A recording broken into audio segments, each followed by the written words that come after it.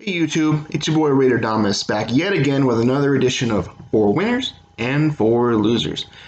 The Raiders, as correctly predicted by the great Raiderdamus, defeated the Los Angeles San Diego Chargers of South Central Milpitas last night, and there's plenty of praise to go around. There's also a lot of people that we can point and laugh at. So, who opened our eyes and who should never be seen again? I'll start today with the winners. Winner number one is, of course, Eric Harris, our great safety. There's very little question that Harris is the top winner from this game.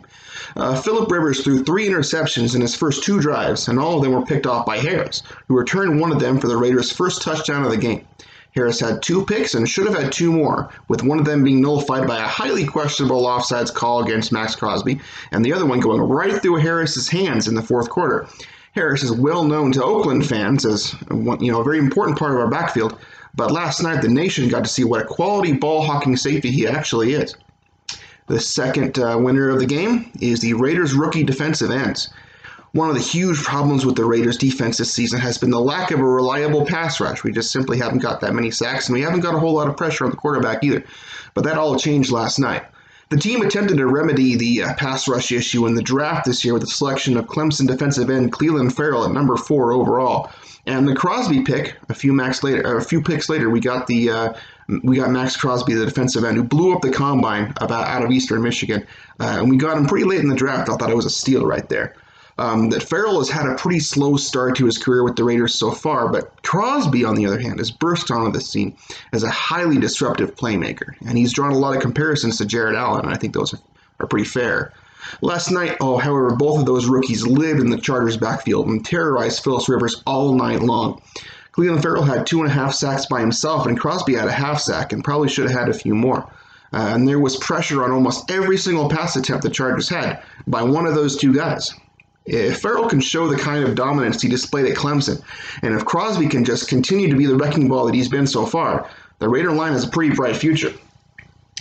Now, the number 3 winner of this game is Raiders defensive coordinator Paul Guenther. I've been pretty critical of Guenther in recent weeks, as have many other Raider fans. His scheme was instrumental in the loss to the Green Bay Packers. They really just weren't prepared to play or weren't prepared to face Aaron Rodgers. And it was also pretty bad in the game against the Texans with linebackers covering their top wideouts and just stupid decisions like that. Bad personnel choices, bad play calling. It was just a mess. And the Raiders defense really did them no favors against the Lions either, even though they won that game. But that was on the back of their really efficient offense. Against the Chargers, however, the defense really came together. There was pressure on nearly every play. The defense was opportunistic and didn't get beat deep very often, and didn't allow many big plays. It's just been a serious problem this year for the Raiders defense. It looks totally different when the silver and black defense can apply pressure with a 4-man rush, which is what they were able to do last night, and they dominated up front. So Guenther really had his guys ready to play, and that's why he's a winner. The number 4 winner is Melvin Gordon of the Chargers.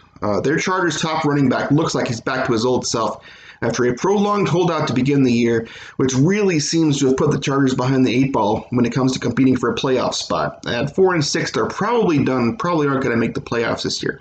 But Melvin Gordon is fresh, and he played like it against the Raiders. He carried the ball 22 times for 108 yards and a touchdown. The Raiders really had no answer for him on defense at all, which makes one wonder why they put the ball in Rivers' hands so many times. And so there's your 4 winners, and here are your 4 losers. Number 1, of course, is Philip Rivers himself. Phil has had one of the worst games I have ever seen him play as a professional, and I've been watching him for a long time. He was 17 for 31 for only 207 yards, 2 touchdowns, and 3 picks, which really should have been 5 picks. He was all over the place, sealing the Raiders' pressure, but was too stone-footed to escape it, and he took 5 costly sacks from the Raiders' D-line. His favorite receiver was Eric Harris of the Raiders.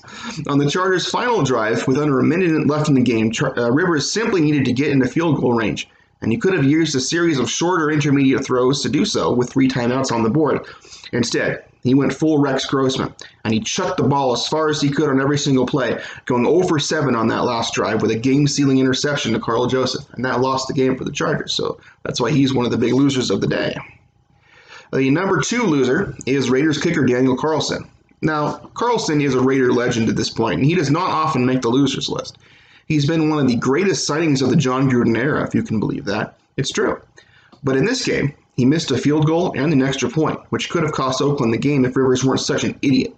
Hopefully, Carlson will bounce back to his usual stellar form. The number 3 loser of the game is Joey Bosa. Bosa gets a lot of press as one of the top pass rushers in the NFL, and it's deserved. He's great.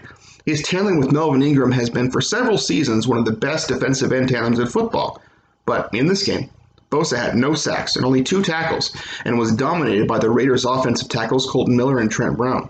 Ingram had a fine game, and he got a couple of sacks, but Bosa was silenced and is already being overshadowed by his more talented brother who plays for the Niners. And the number 4 and final loser of the game is the Chargers coaches. The game management and play calling by the Chargers in this game was some of the most baffling I'd ever seen in my entire life watching football. It was just insane.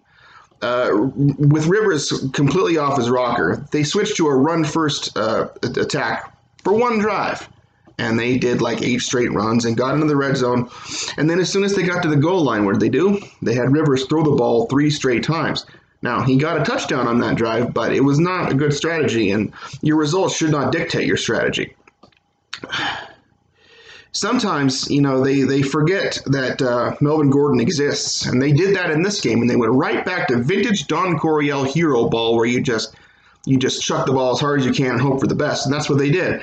The final Chargers drive might be one of the most pathetic displays any NFL fan has ever seen. Certainly me, and someone's head should roll for that. I'm glad the Raiders won, but frankly, they probably shouldn't have, and we have the Chargers' ineptitude to thank for that.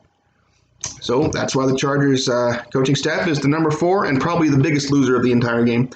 So that's it for winners and losers. I hope you enjoyed this video. Please like, share, and subscribe, and do all the normal things you would do when you watch a video. Until next time, this has been the Great Raiderdamus, signing off.